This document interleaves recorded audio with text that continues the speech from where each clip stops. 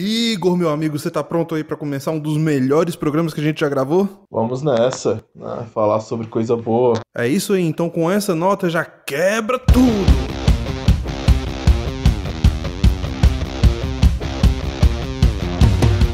Pois é, Igor, dessa vez a gente trouxe um dos melhores temas, sem dúvida, cara. E eu tô animadaço pra gravar esse programa. E eu tenho certeza que quem tá escutando aí tá animadaço também pra escutar o que a gente tem pra falar aqui, né não? Certo? Falar sobre, pra mim, uma das melhores obras televisivas latino-americanas da história. Sim, sim, mas antes da gente entrar no tema, antes da gente falar do que a gente veio pra falar aqui hoje, cara, eu tenho daquelas clássicas perguntas pra você, né? Só pra te jogar da fogueira. Diga. Cara, mas hoje o que eu tenho pra introduzir aqui é algo mais leve, descontraído. Férias, meu amigo, férias, aquela coisa boa que parece que nunca chega e quando chega parece que já acabou, né? Sim, é rápido, sempre muito rápido. Cara, eu tenho até uma história engraçada pra falar sobre férias que, assim, não é engraçado na verdade. Tem nada de engraçado nisso, mas do momento que eu comecei a trabalhar de verdade até o momento que eu tive minhas primeiras férias foram 4 anos, velho. Você consegue imaginar isso? Como assim? Repete aí. Você passou 4 anos sem tirar férias, não é isso? Exatamente. Ah, não, então, eu já tive quase um período igual de 3 anos, assim, porque você tá no emprego, aí você sai do emprego perto das férias e já emenda em outro emprego. Comigo foi por causa dessa questão, né? Aí eu fiquei quase 3 anos, aí depois eu fiquei mais regular nas questões de férias. Ah, não, no meu caso é porque eu nunca acreditei muito nesse negócio de CLT. Sempre foi Aham. desses meio esquisitos aí. E eu consegui o meu primeiro emprego, né? E foi tudo muito bem. Foi a primeira CLT e única que eu tive até hoje na minha vida. E depois disso, cara, eu comecei a pular de um lado pro outro como PJ, entendeu? E aí, como Aham. PJ, você sabe, né? Não existe esse negócio de férias. É, se você tira qualquer período, capaz de você não poder conseguir voltar depois, né? O pior é que não é nem isso, eu acho que é mais assim, é uma questão de acordo, né? E quando você é novo e você entra nessas, você não sabe exatamente como negociar, entendeu? E aí, cara, assim, no fim das contas você tá novo, você também não tá nem aí, entende? Porque você trabalha 16 horas por dia e levanta no outro dia zerado, bicho. Ter 20 anos de idade é uma maravilha. No meu caso, eu como sou da área da educação, eu sou obrigado a tirar minhas férias, né? Mas também a área profissional, ela meio que precisa também desse descanso, porque você tem ali praticamente um recesso e férias ao final do ano, quase 2 férias no ano, não chega a ser isso, mas também quando você está trabalhando é mais intenso, né? Eu sou um proponente de que pessoas de 20 anos não precisam de férias, sacou? Precisam é trabalhar. E trabalhar cada vez mais. Quem tem 20 anos aí deve ter pegado ódio de mim agora, né? E pior que eu discordo e concordo, assim. Eu acho que é um período da nossa vida, os 20 anos, que o cara tem que correr atrás mesmo, porque é o que muda, né? Depende da área. Cada área é um universo em si, mas normalmente, na minha área, que é uma área mais acadêmica, de trabalho de ensino, a ideia é que você vai refinando a qualidade do seu trabalho em detrimento da quantidade, né? Então, quando você é mais novo, você trabalha mais e você vai passando por um período mais velho, você tem que trabalhar menos porque você vai refinando a qualidade do trabalho, né? Você vai se tornando professor de ensino médio, depois você vai para a universidade e por aí vai, tem que trabalhar na área de pesquisa e essa é o caminhar da profissão. Agora, cada área é uma área, né? Não, isso aí é verdade. Assim, eu não tô falando de... eu não consigo falar em especificidades quando eu falo disso. O meu ponto é mais a generalização mesmo, entendeu? E eu sei, gente, eu sei que vocês já pensaram aí, toda generalização é burra, mas tem uma generalização que é verdade. Quando você tem 20 anos, você tem uma quantidade de energia absurda comparado com o restante da tua vida, entendeu? Então, assim, essa energia não volta, velho. Não adianta. Ou você gasta ela com alguma coisa produtiva ali nos 20 anos, ou então já era, queimou e sem usar. E olha que você tem toda uma discussão sobre essa questão aí que você tá falando, né? É mesmo? É. Tô nem sabendo, só tô jogando minha opinião aqui, sabe? Teorias administrativas, né? Taylor, May e Fayol, teorias clássicas da administração, que é a grande discussão. Se você pagar mais, o funcionário ele produz mais, entendeu? E ele produzindo mais com maior escala de tempo, ele produz com mais qualidade, aí você vai ter 3 teóricos que vão falar coisas diferentes, né? Honestamente, eu acho que não. Salário só não determina quanto que o cara rende. Eu acho que tem outras coisas aí. Eu acho que o maior fator mesmo não é nem o empregador que controla, entendeu? É o próprio funcionário, velho. Eu acho que essas questões são muito complexas, né? Porque você vai esperar o estímulo do empregado. Eu, particularmente, quando eu pego essas grandes teorias, tanto na área de educação, quanto na área de teoria científica da administração, quanto em outras áreas, você tem, que é ciências humanas, né? Você tem as objetividades. Por exemplo, a divisão do serviço dentro de uma fábrica, isso é objetivo. Ela aumenta a produção. Objetivo. Área de ciências humanas, objetiva. Área de ciências humanas, subjetiva. Pagar mais faz o funcionário render mais. Um ambiente de trabalho agradável faz ele produzir mais. Estímulos de coletividade dentro do trabalho faz ele produzir mais. Pra mim, tudo isso é muito subjetivo. Se o cara tá devendo aluguel, entendeu? Tá com dívida. Às vezes, se você pagar mais, o cara vai trabalhar mais, porque ele tá com a corda no pescoço, entendeu? Eu acho que essas teorias administrativas, elas são contingenciais, né?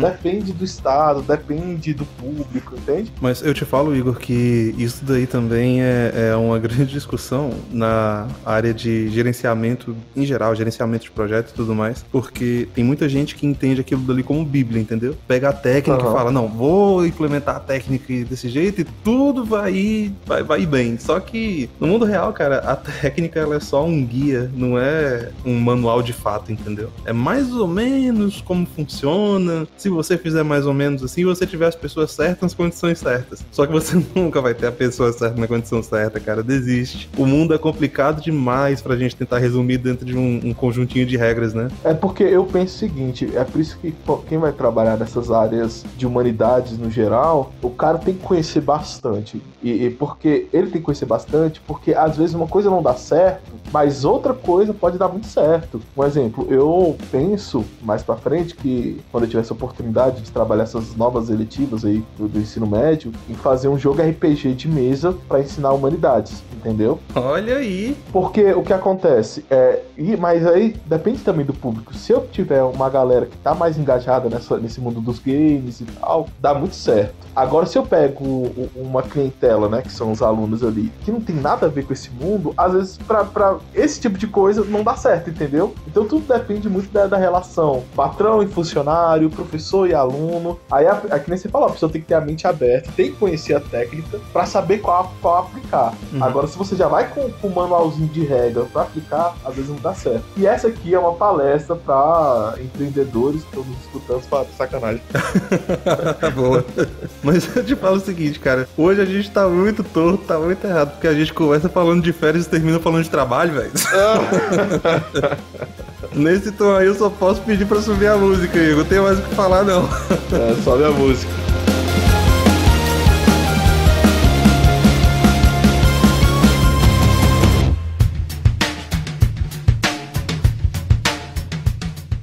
Fala, brasileirada! Aqui é o Léo Canário, seu apresentador com avatar de leão aquarelado favorito, falando diretamente da terra dos bravos e livres. Olá, aqui sou eu, o professor Igor, desbravador da filosofia do cotidiano, ou seu filósofo de botequim, falando diretamente da ilha de Veracruz. E este é o Sem Gravidade, o melhor podcast que você vai encontrar, pesado nas ideias e leve nas palavras. Hoje falaremos de Chaves. Vem com a gente nesse papo sem querer querendo.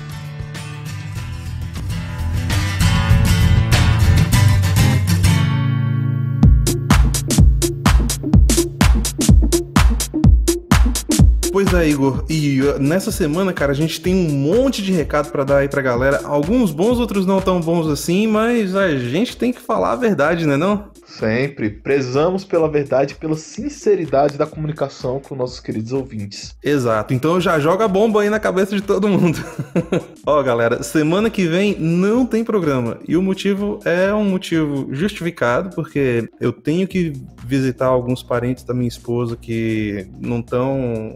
já estão velhinhos, entendeu? Eu não sei se a gente vai ter muitas oportunidades de visitá-los. E a gente tem que prezar pela família, né? A gente não pode deixar isso passar. Tá certo, e com total razão, né? Visitá-los, comer a comida da região, viu, Léo? Não esqueça disso. Nunca deixo passar, meu amigo. Você acha que eu vou deixar? E olha só, o problema de lá, assim, eu não tenho problema nenhum em gravar em trânsito. A gente já fez isso várias vezes, né, Igor? Mas o problema é que eu tô indo pra uma região remota, região de fazenda, e que lá nem internet tem, cara. Assim, tem internet, mas é daquele jeito, sabe? O Léo vai estar lá, andando de cavalo, caçando raposa.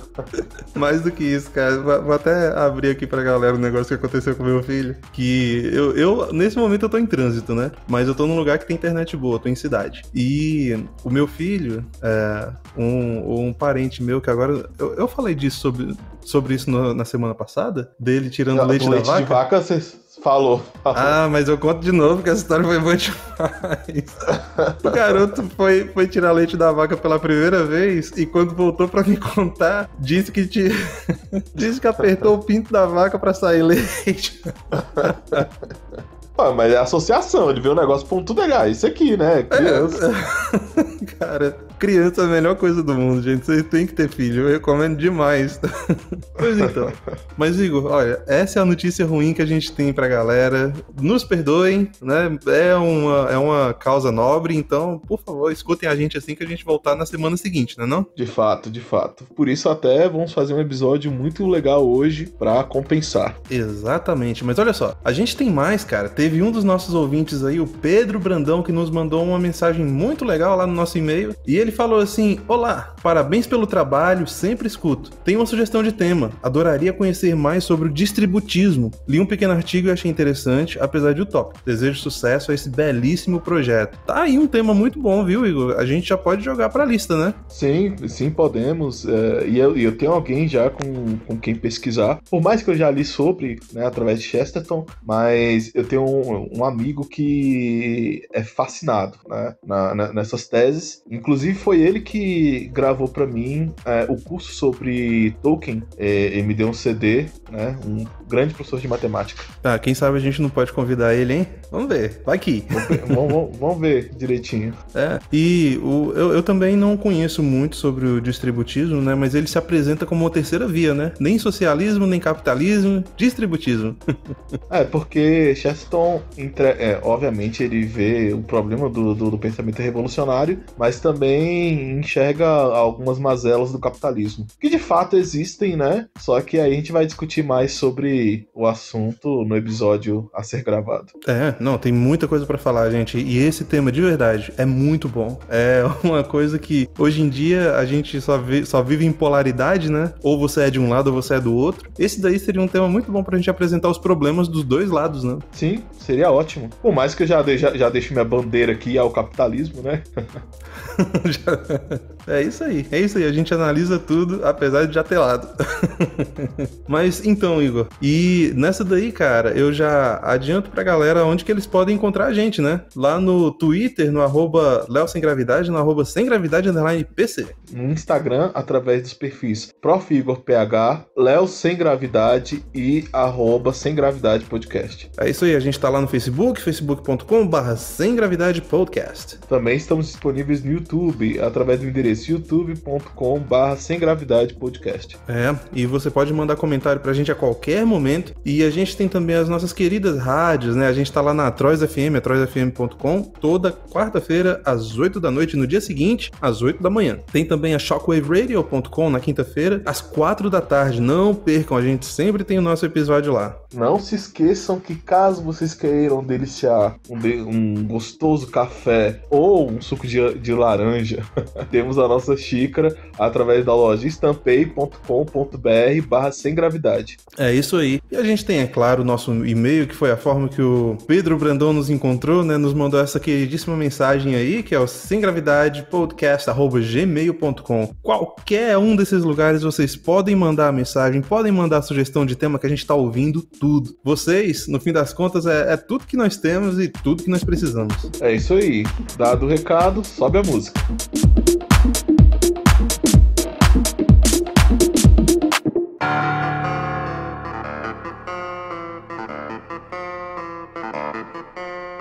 Meu Deus, Igor, eu achei que nunca ia chegar esse dia, cara. O dia que a gente vai gravar sobre o Chaves. A gente já falou de tanto seriado maneiro, mas eu acho que esse daqui tem um lugarzinho especial no coração, né? Tem, tanto o seriado como os atores participantes, os personagens que dialogam muito com seus atores e também o escritor, né? O redator ali da série, que é o Bolanos Espírito. Exatamente, mas cara, hoje a gente tem muito pra falar, muita coisa pra destrinchar aqui, mas eu quero começar jogando uma bomba na cabeça de todo mundo.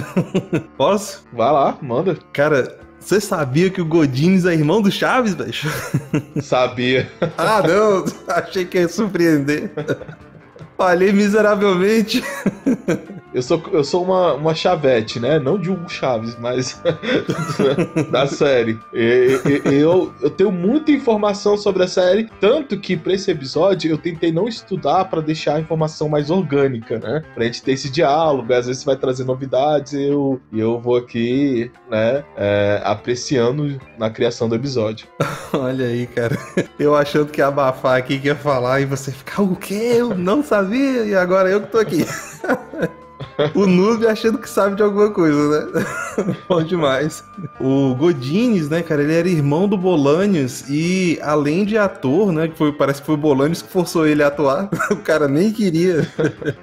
Mas mesmo assim o cara começou a atuar. E ele também era produtor executivo do programa, né? Parece que ele lidava muito com a parte empresarial do programa, aquele pedaço que a gente não vê, que é feio, né? Sim. E pra mim, fora os personagens que já eram adultos na série, né? Ele era o que tinha mais cara de velho, né?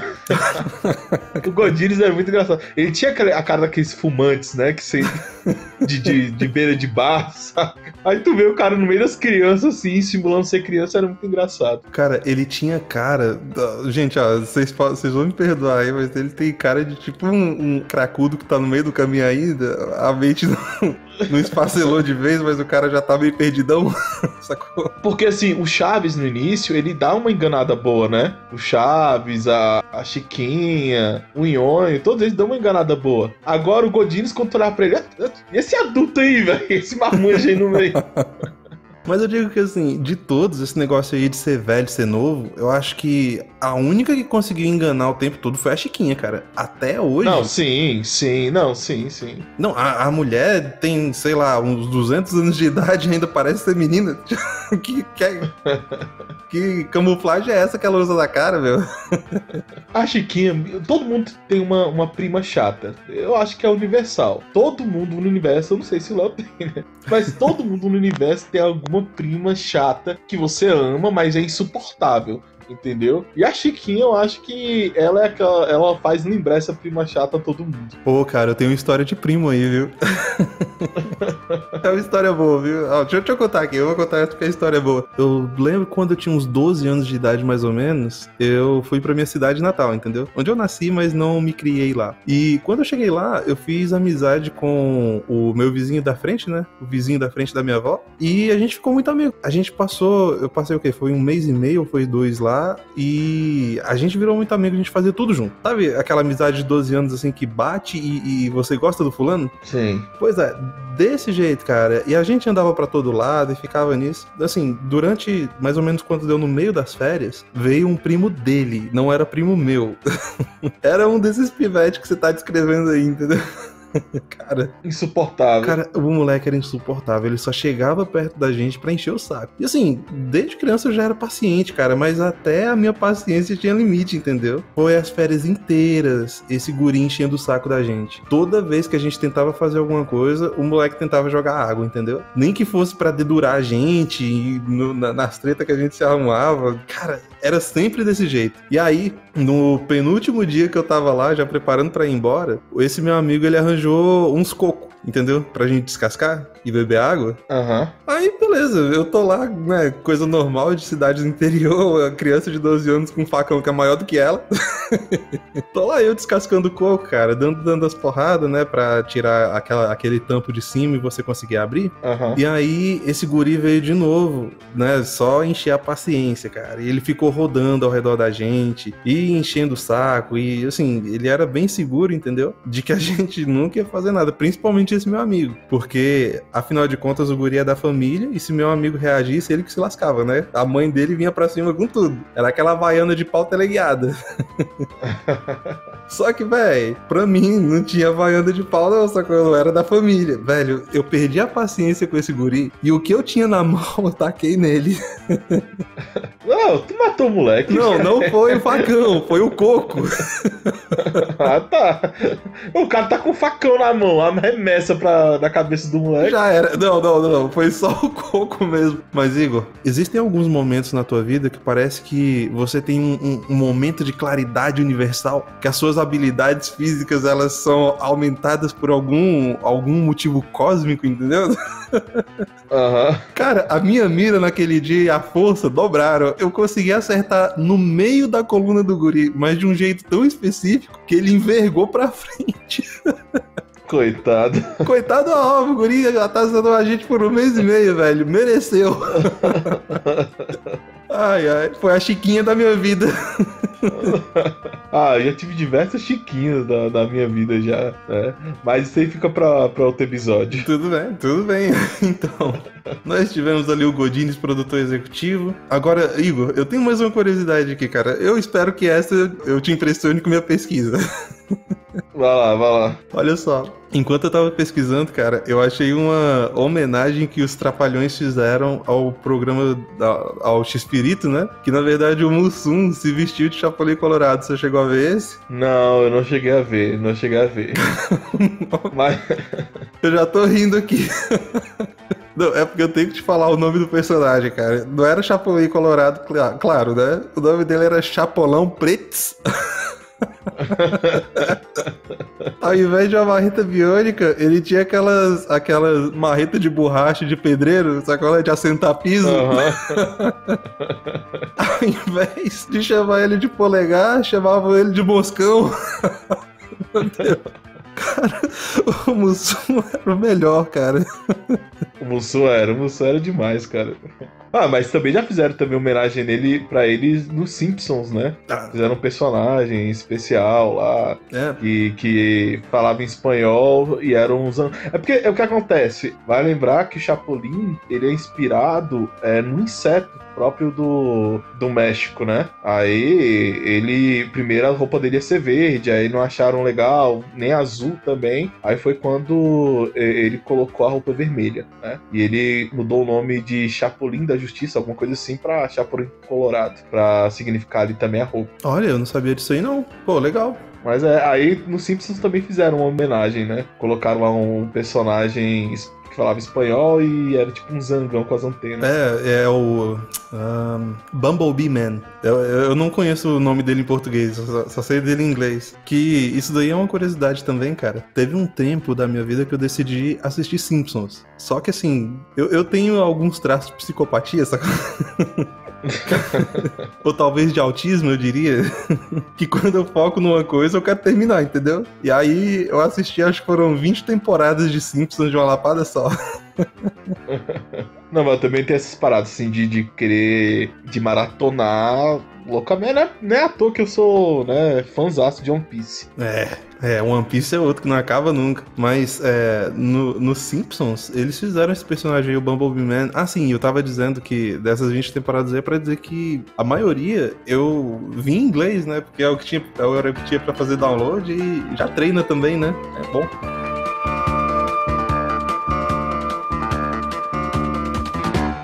Este es el sensacional Chavo del Ocho, interpretado por el supercomediante Chespirito.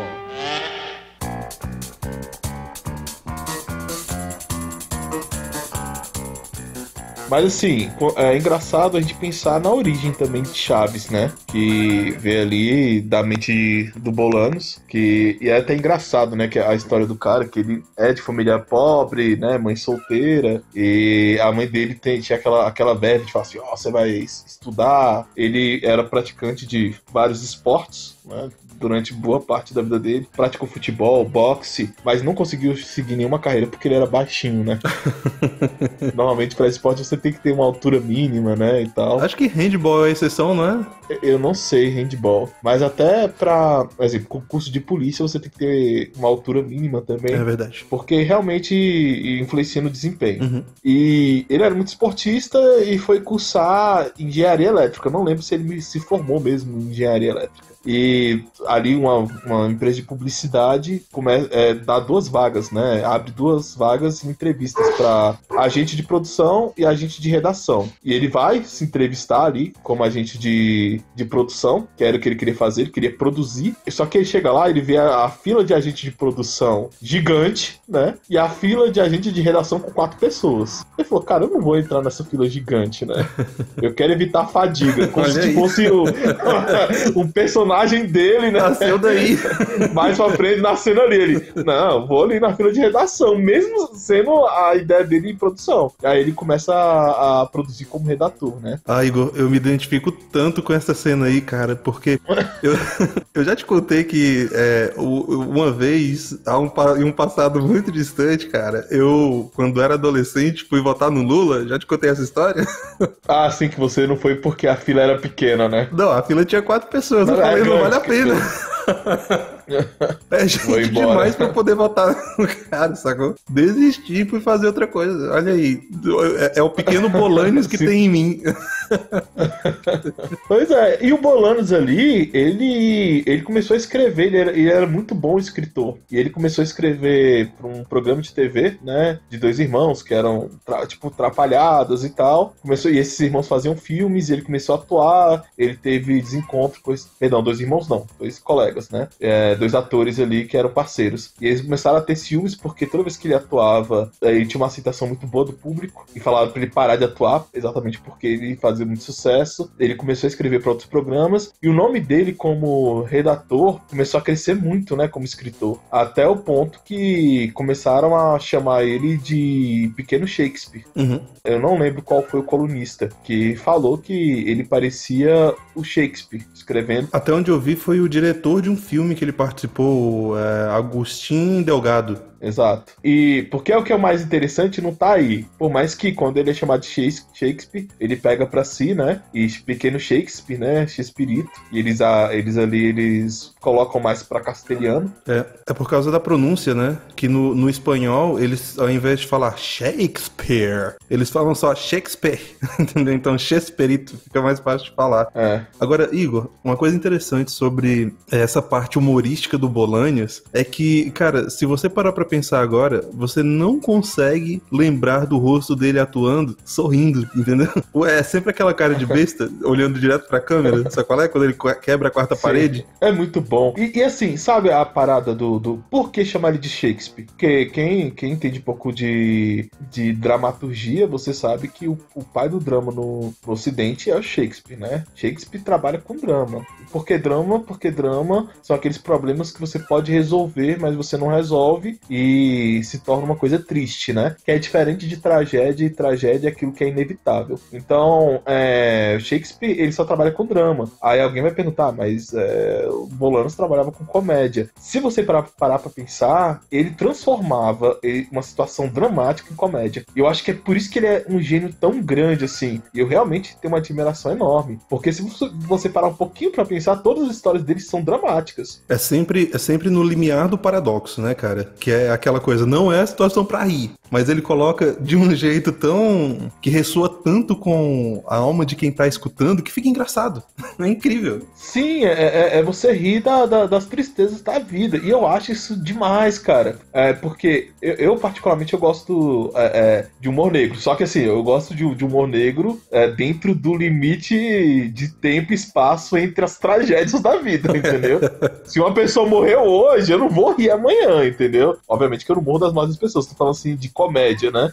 Agora, quando a gente dá esse tempo de vida e você consegue olhar pra trás e rir, pra mim isso é uma das maiores vitórias das tristezas da vida, quando você consegue olhar pro passado e dar risada dele. E o Bolanos, ele tinha essa coisa que pra mim, primeiramente, era autodidata, né? E depois ele deve ter buscado alguma literatura em que ele se baseasse. Eu acho que essas pessoas que conseguem criar esse tipo de obra, Igor, eu acho que o grande diferencial que existe deles pra nós meros mortais é capacidade de observação, entende? E eu te explico. Uhum. Quando você vê um Bolanius, um Dostoiévski, Shakespeare, você consegue ter uma visão muito real dos personagens que eles estão colocando na tua frente, sabe? Aquilo dali parece de verdade, cara. Assim, no caso do Bolanius é uma coisa mais caricata, claro, porque o estilo dele, que ele escolheu foi esse, né? De você colocar personagens que estão dentro de uma comédia, mas mesmo assim, eu acho que ele consegue observar tão bem os pequenos detalhes das interações da vida, que ele consegue dar vida aos personagens, justamente retratando a realidade, cara. É uma percepção que todo mundo vê, mas só aquele cara que consegue prestar atenção no detalhe, consegue colocar dentro de um texto. Eu entendo. Eu percebo esses caras como homens da prática, né? Da praxis, não da prática, né? Porque tem uma diferença.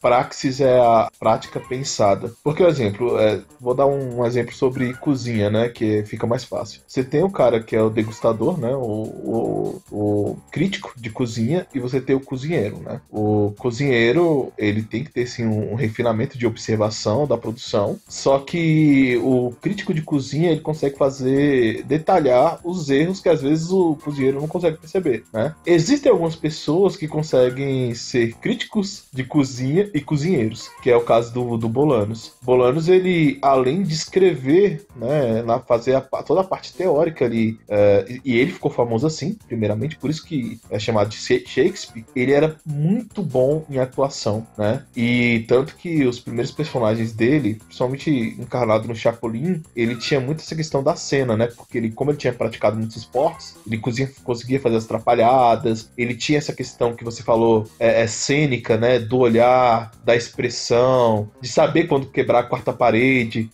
Ele é tipo aquele jogador, sabe? Que todo técnico ama, que é o cara que agarra, defende e faz gol, entendeu? Eu acho que ele tá mais ou menos nessa linha. Ele era muito completo mesmo, né? E a gente fala era porque ele infelizmente já faleceu, né? Então já não está mais entre nós. Mas a obra dele tá aí, cara. E essa não vai não vai sumir por tão cedo. Inclusive, Igor, que é uma coisa que me impressionou, bicho. Diga. Parece, né? Pra nós que crescemos vendo Chaves e Chapolin e como é que é o nome daquele doutor lá? O Doutor Chapatin.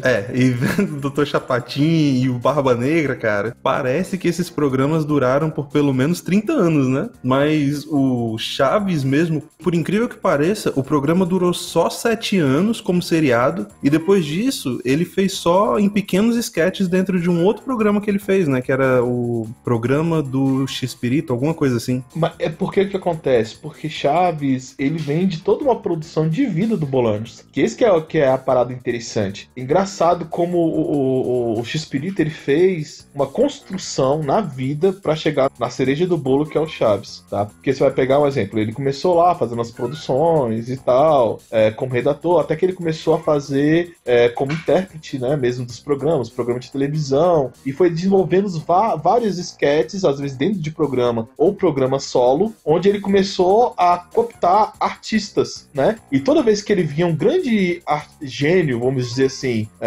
de interpretação, ele pegava pra si. Um exemplo desse é o Ramon, né? Que vai ser o Seu Madruga. O Ramon, ele fez um papel dentro de um dos textos do Chespirito, tá? E depois disso, todos os outros trabalhos, ele começou a puxar o Ramon como Maria Antonieta, né? Que é a Chiquinha. A Maria Antonieta... De las Nieves. Exatamente, a Maria Antonieta, que do mesmo jeito fez outros trabalhos com ele anteriormente, e ele começou a chamar para todos os outros trabalhos ela. E aí ele foi montando a trupe dele, entendeu? Ele foi começando a montar, até que um momento ele tem a grande ideia de fazer uma série, né, baseada em um vendedor de balão, que era o Ramon, um menino pobre de uma vila, né, que vai ser o Chaves, que mais pra frente vai se tornar a série o Chaves mesmo. El Chaves del Ocho, né?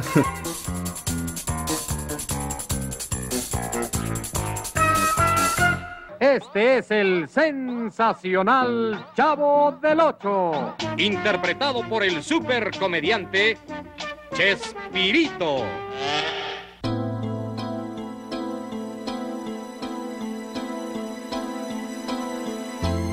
Dos personagens todos que ele criou, eu acho que o que mais me impressiona é justamente... Aliás, duas coisas que me impressionam, né? Primeiro, o quão o Seu Madruga é real, cara. O quanto ele é palpável, entende? O Chaves ainda tem essa aura meio cartunesca ao redor dele, de morar dentro de um barril, né? Mas quando você pensa no Seu Madruga, cara, ele é o fulano que você vê do outro lado da rua, entende? E ele foi escrito no México e não no Brasil, e mesmo assim a gente consegue se identificar com o fulano, né? Tanto nas virtudes que ele possui, né? Naquelas pequenas lições de moral que ele entrega pros meninos, tipo, como é que é? Ai, cara, tem uma que ele sempre falava, tá me fugindo agora. Como é que é? Mata a alma e envenena? A vingança nunca é plena, mata a alma e a envenena. Exatamente, cara. É esses pedacinhos de cultura, de sabedoria popular que não nasce dentro de uma faculdade, mas da vida, entende? Que somente um cara como o Seu Madruga poderia entregar de uma forma tão espontânea, sabe? E tão sábia, cara. É porque o Seu Madruga, ele... o perdão da palavra que eu vou falar, né? Desgraçado é falta de graça. Ele é um desgraçado em todos os níveis, né? Um cara que não consegue se manter no emprego, começou como vendedor de balão, depois não consegue se manter em emprego, vive uma vida onde ele tem que improvisar para conseguir sustentar a filha, e ao mesmo tempo ele é um homem totalmente dotado de bons valores, que vê beleza na vida, que é feliz, sempre um pouco rabugento porque não conseguiu que uma coisa dê certo, tem as injustiças que a vida lhe dá tapas na cara a todo tempo, na figura da Dona Florinda. Eu sou grande fã do Seu Madruga como personagem e também do ator, né? Que foi um dos primeiros roqueiros da TV latino-americana. Olha aí! Quem diria?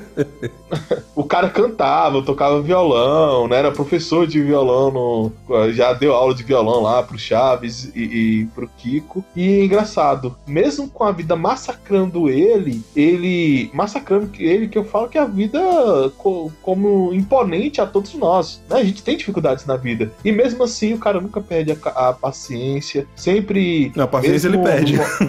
Não, perde. Não, no Chaves ele dá. Agora eu falo assim, ele nunca revidou a Dona Florinda, né? Ah, sim. E ele tinha muita intenção também de educar os meninos e tal, por mais que hoje em dia é politicamente incorreto, que eu acho uma grande besteira você não ter correção física, por mais que eu acho que os bons pais não precisem fazer uso disso, né? Mas como diria minha mãe, antes ela do que a polícia, saca? Isso aí. A gente tem que entender que existem imperfeições em nós, né, cara? E até nos pais, a gente não é perfeito, não. E o ideal é esse, mas eu como pai eu te falo que tem os momentos ali, meu amigo, que existe a birra histérica, entendeu? Que já não existe lógica. E aí, vamos ver como é que você resolve. Exatamente. Tem um cara que ele até... Eu discordo de algumas coisas do que ele fala, e concordo com outras muitas, né? Como todo ser humano, o Mário Sérgio Cortella, mas tem uma palavra dele que é muito engraçada em um curso, que ele fala que até a mão do filho, a mão do pai sobre o ombro do filho tem que ser uma pegada forte, entendeu? Pro filho entender, né, que tem ali o pai com figura de autoridade, etc. É o símbolo através da força, né? Não é pra ser usado, é pra proteger, mas também pra educar. Ó, gente, deixa eu só colocar um esclarecimento que eu acho que é uma coisa que todo pai deveria saber, mas poucos pensam. Quando você tá tentando educar o teu filho, né, com um castigo físico, você tem sempre que ter na tua cabeça que você nunca tá fazendo aquilo dali só porque você tá nervoso, entendeu? Se você tá fazendo aquilo dali porque você tá nervoso, ou porque deu alguma coisa errada no teu serviço, você é um idiota e tá fazendo tudo errado com teu filho. Não, exatamente. Por mais que, como falamos aqui já, né, só pra pontuar, pra não aparecer nenhum histérico aí falando besteira, né? Mas pontuar, é que eu falo, não é o ideal, certo? O ideal é você resolver as coisas na conversa, mas sempre com uma representação de força. Mas também eu não vou julgar os pais e mães, né? Minha mãe que me educou tão bem, porque um dia ela pegou um cinto e deu uma lapada em mim, né? Continuando aqui, né? Do Seu Madruga. Seu Madruga é uma figura muito importante. Eu admito que o Chaves não é o meu personagem preferido do Chespirito, né? O meu personagem preferido é o Chapolin, né? E eles faziam, né? Vez ou outra, eles emendavam, né? A série, como um dia que o Chapolin conheceu o Chaves. Os efeitos especiais dos anos 70.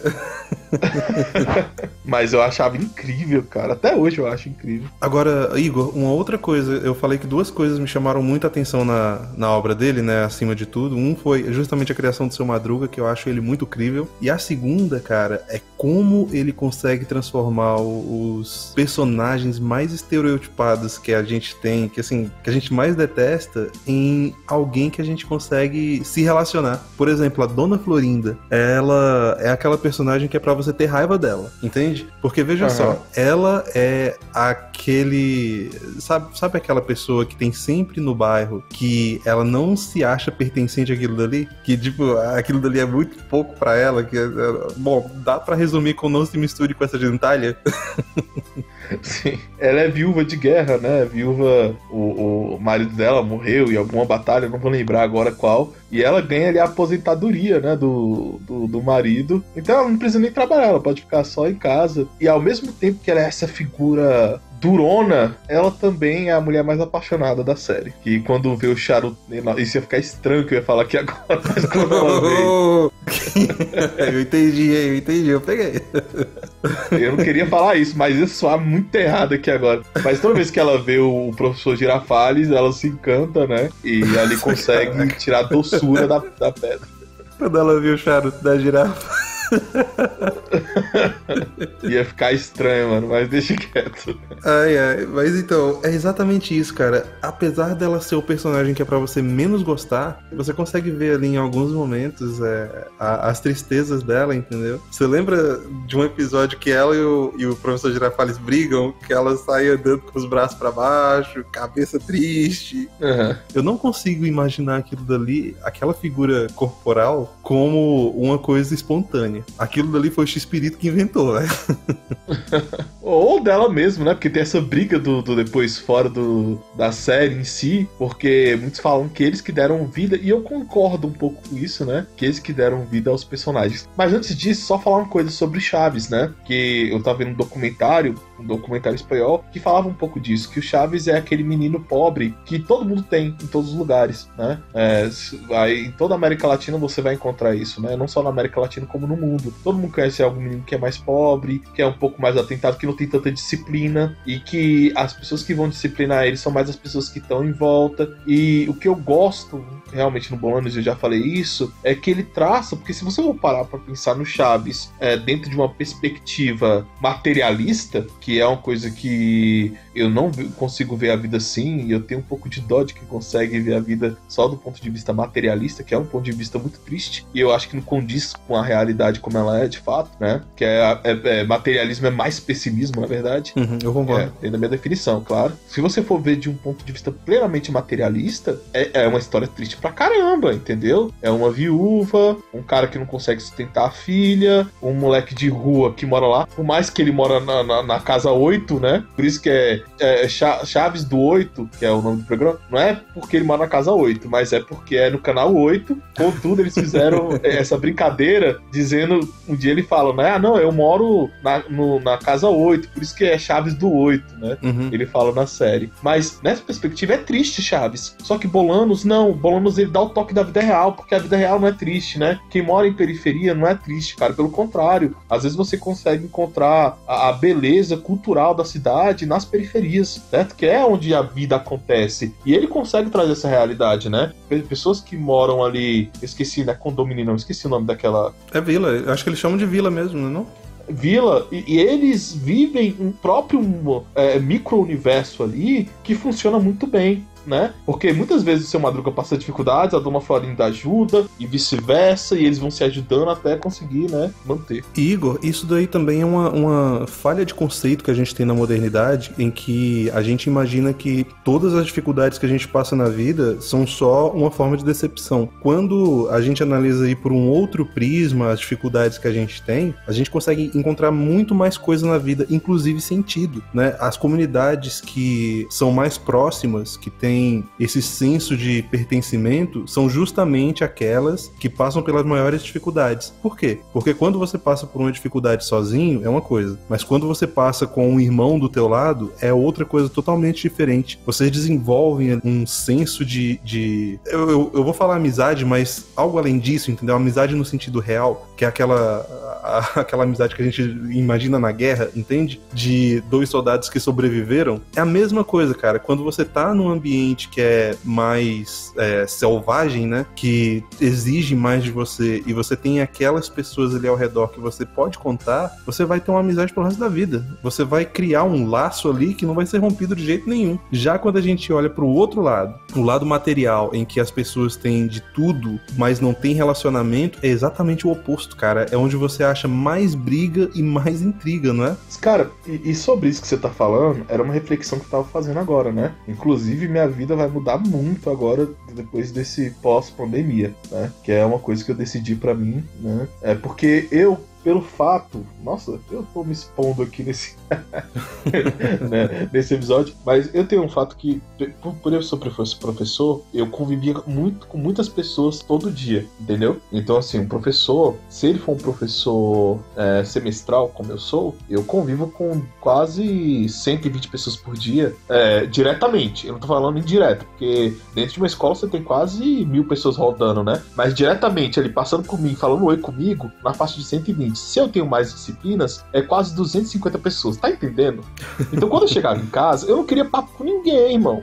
Eu não queria sair na rua pra ver as pessoas. Meu cachorro já tava ficando triste. Estourou a cota, né? Tipo, viu gente demais hoje. Sim, irmão. Nas minhas férias, sabe o que eu fazia antigamente? Eu me trancava. Não me trancava. Tô dando só um exemplo, né? E ficava jogando as férias todas. Uma coisa que eu quero fazer agora, e já estou começando a fazer, porque vacinado estou, é andar na rua, cara. Entendeu? Pegar meu cachorro, tô andando, conversando com o padeiro. Porque uma coisa que há necessidade de sentido de pertencimento onde você vive é a questão da comunidade. E isso se perde muito na modernidade, principalmente na modernidade das grandes cidades, né? E é uma coisa que dá pra você amenizar se você conseguir se movimentar mais dentro da sua própria cidade, conhecendo seu padeiro, conhecendo seus vizinhos, entendeu? Não precisa virar o vizinho fofoqueiro que senta com um banquinho na porta, né?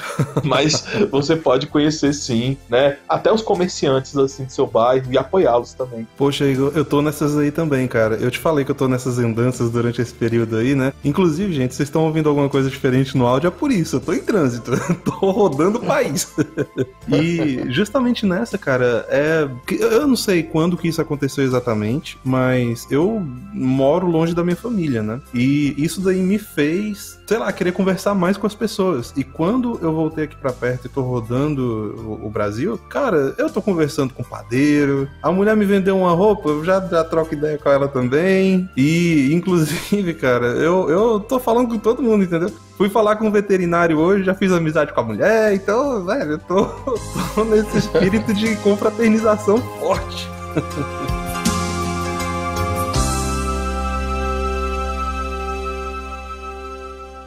Este es el sensacional Chavo del Ocho. Interpretado por el supercomediante Chespirito.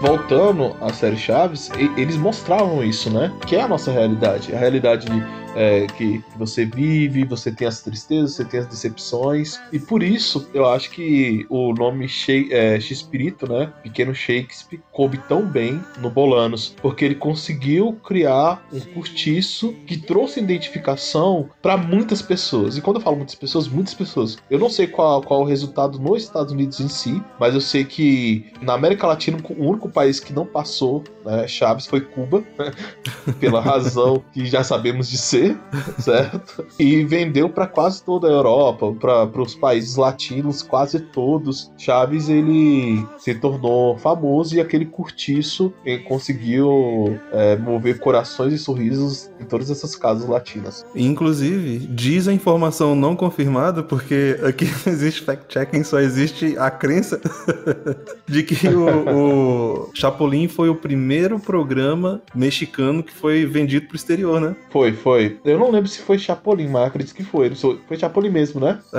Segundo as minhas informações não confirmadas, cara. Eu li em algum lugar, mas eu não sei se é verdade. Eu acredito que seja Chapolin, porque Chapolin foi antes, né? Ou foi Chapolin, ou o Dr. Chapatin, ou Chaves, que foram os 3 grandes dele, né? Chapolin eu sou apaixonado, cara. Chapolin a gente podia fazer um programa só sobre Chapolin, que pra mim é meu super-herói preferido, sabe? De todos. Conseguiu superar o Wolverine. Entendeu? Porque Chapolin, ele é o herói da vida real, né? Essa é a ideia que ele quer passar. Que é o cara que tá morrendo de medo, erra pra caramba, só faz cagada e consegue resolver porque dá a cara a tapa.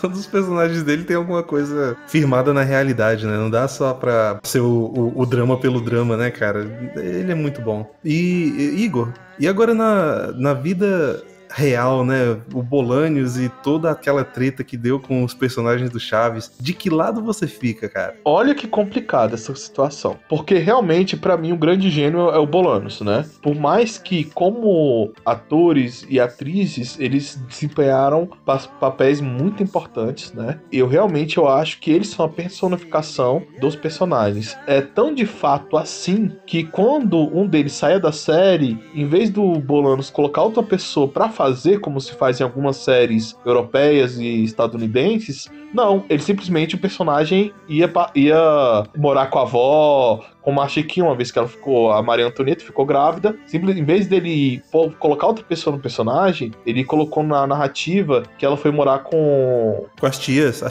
eram as tias da fazenda. Sim, e o Carlos Villagrán, né, que era o Kiko, quando ele foi sair da série, que aquela Boa Noite Vizinhança, aquela música, é a despedida dele, né, que ele vai atuar em uma novela, acho que venezuelana, colocam como se ele tivesse ido morar com as tias ricas, e começa ali o restaurante da Dona Florinda, né? Você pode perceber que o Kiko não aparece no restaurante da Dona Florinda. Ali só que aparece é o Chaves e a Chiquinha. Quando os atores, eles saíam da série, os personagens, eles eram mudados de narrativa, porque já estava muito ligado à interpretação deles ao personagem. Por mais que eu acho que o grande responsável por toda essa genialidade é sim o Chespirito, né? Ninguém pode tirar isso dele. Eu também concordo com os atores, que esses atores, eles conseguiram personificar os personagens. Então, pra mim, é muito difícil, Léo, decidir, e eu deixo nas suas mãos porque eu não consigo. Não, essa história do restaurante, Igor, é incrível, cara. Como que a gente não percebeu que o filho da Dona Florinda nunca aparecia no restaurante dela, meu amigo? Pois é, pra tu ver, né?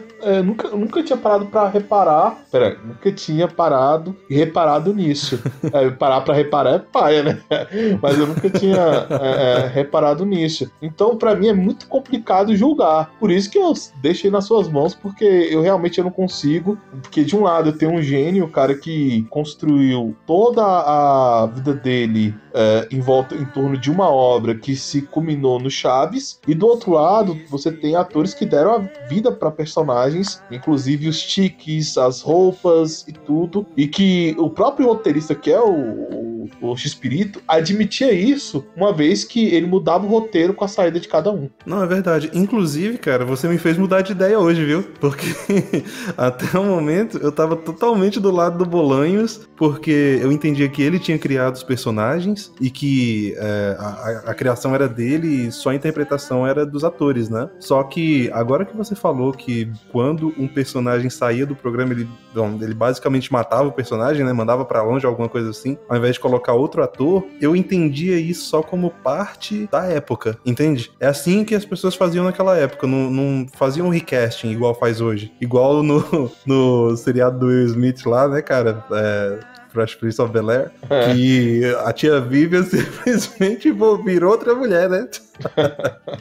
Exatamente. Então, eu diria que... Eu diria que eu já não sei mais. Você me deixou em dúvida agora, plantou a sementinha da dúvida na minha cabeça. Como é que você faz um negócio desse, Igor, ao vivo? Mas, de verdade, assim, que eu sei, uma coisa que eu sei das tretas, né? A treta maior do Chaves é com a Chiquinha, né? Era com a Maria Antonieta. Com o... Nossa, agora esqueci o nome dele. Do Kiko lá, esqueci agora o nome do ator. Fugiu. O Carlos Villagrán. Eu acho que foi temporária, né? Agora eu não sei se eles morreram, se o Bolanos morreu, os dois brigados. Não. Eles conseguiram reatar a amizade, né? Mas no caso, eu acho que no caso específico do Villagrán e da Chiquinha, eu acho que os dois meio que sacanearam com o Bolanhos mesmo, entende? Porque, por exemplo, o Carlos Villagrán, parece que ele conseguiu sair do programa com o personagem e depois disso, ele processou o Bolanhos, cara.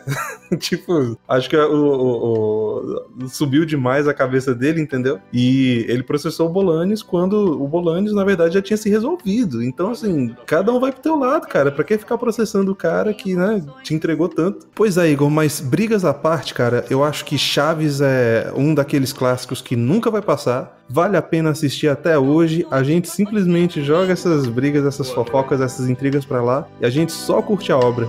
Boa noite para todos. Boa noite, Chaves. Boa noite, Chaves. Boa noite, Chaves. Boa noite, vizinhança.